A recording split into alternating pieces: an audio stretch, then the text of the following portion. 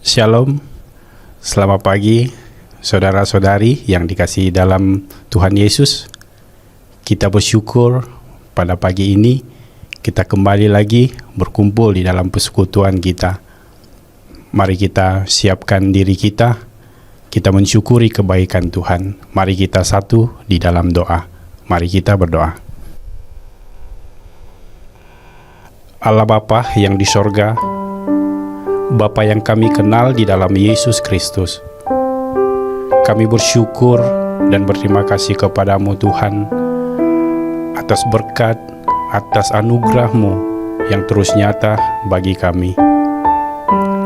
Pada pagi ini Tuhan, kami mensyukuri kebaikan Tuhan yang terus terjadi di dalam hidup kami. Mari Roh Kudus, Engkau bersama dengan kami, memberkati persekutuan kami ini, mulai dari awal, pertengahan, hingga berakhirnya.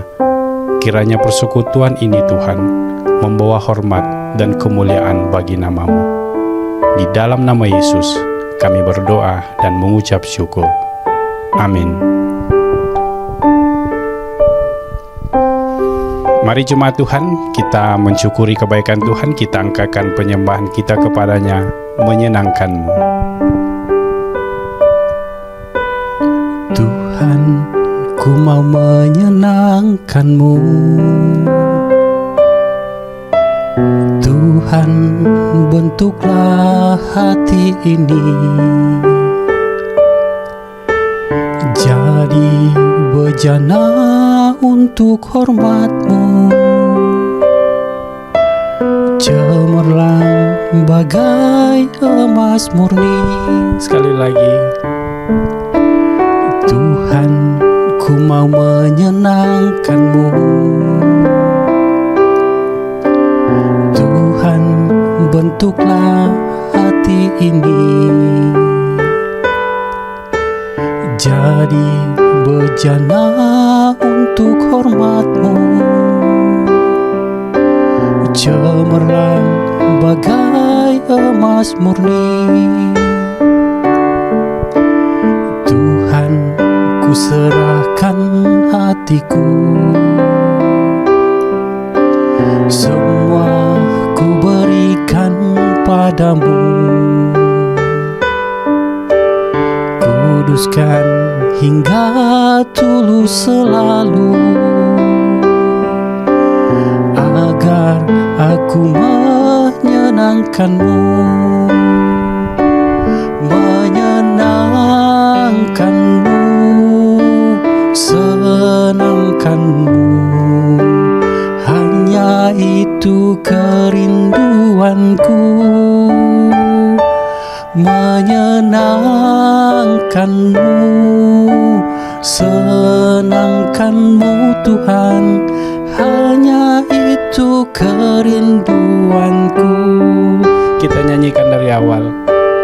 Tuhan, ku mau menyenangkan-Mu.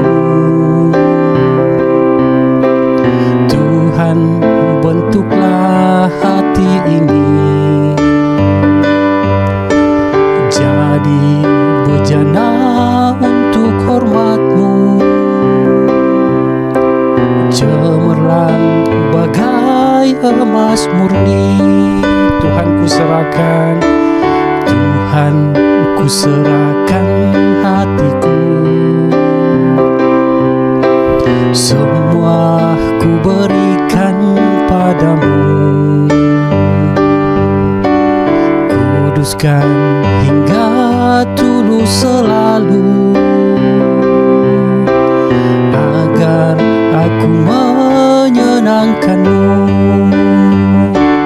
Menyenangkan-Mu, senangkan-Mu, hanya itu kerinduanku.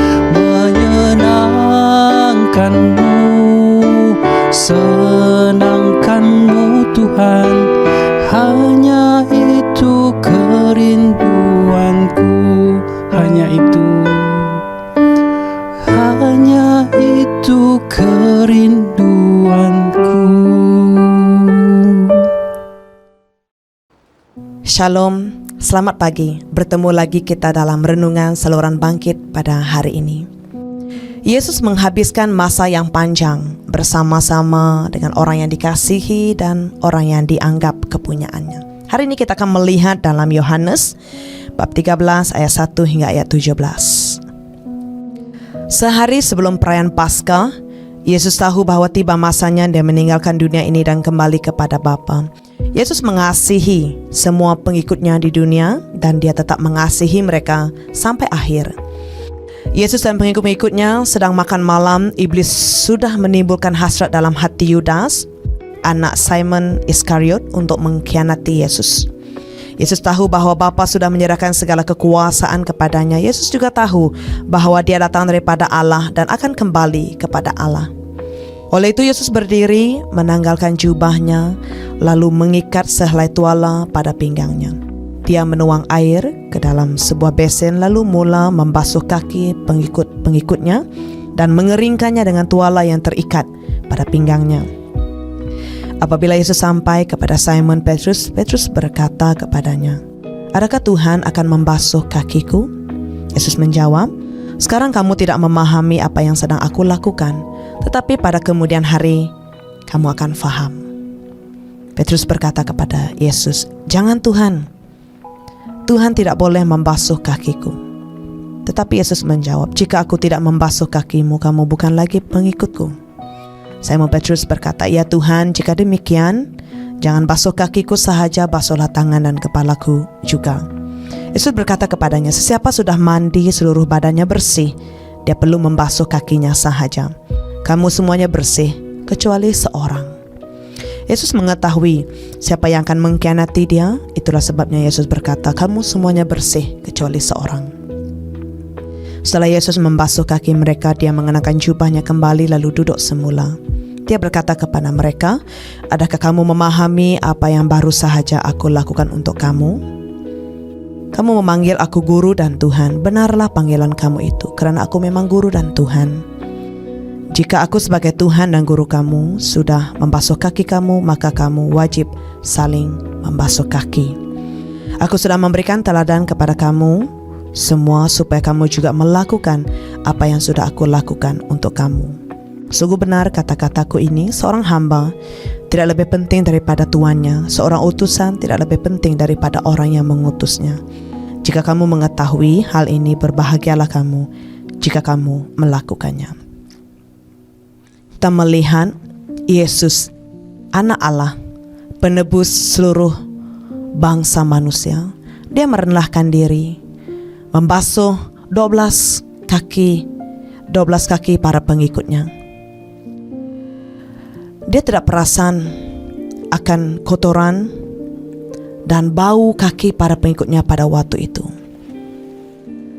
Yesus sadar bahwa ini adalah saat-saat terakhirnya bersama dengan orang yang dikasihinya, dan dia ingin memastikan bahwa pengajarannya bukan hanya kata-kata sahaja, tetapi perbuatan. Yesus merendahkan diri dan membersihkan kekotoran pada kaki para pengikutnya. Peristiwa yang dramatik ini terjadi pada malam terakhir sebelum Yesus ditangkap dan disalibkan. Yesus melakukan ini untuk menunjukkan kepada murid-muridnya betapa besarnya kasihnya kepada mereka, memberikan gambaran tentang pengorbanannya di atas kayu salib, dan untuk menyampaikan kebenaran bahwa Yesus meminta para muridnya saling melayani dengan kerendahan hati. Keinginan untuk menjadi yang terbesar sentiasa mengganggu pikiran para pengikutnya pada waktu itu. Tetapi Yesus menginginkan mereka supaya mereka sadar bahwa keinginan untuk menjadi terbesar, menjadi yang pertama, menjadi lebih unggul, menjadi dihormati adalah bertentangan dengan sifat Tuhan. Tuhan mahu mereka merendahkan diri, melayani. Mari kita pikir sejenak. Siapa yang kita mau layani, saudara-saudari? Rekan sekerja, keluarga, para pekerja, anak, ahli keluarga kita, jiran kita, kawan kita, orang di sekeliling, orang-orang yang perlu kita layani. Apakah satu cara, dalam arti kiasan, kita boleh membasuh kaki mereka pada minggu ini ataupun dalam hari ini?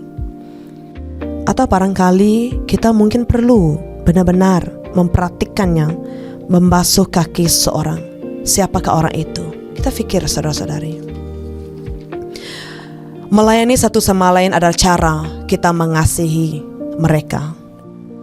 Sebenarnya Yesus berkata, itulah caranya orang lain akan mengetahui bahwa kita adalah pengikut Yesus. Namun kita pikir, adakah orang lain tahu, adakah orang lain sadar bahwa kita adalah seorang Kristen, kita adalah seorang pengikut Yesus?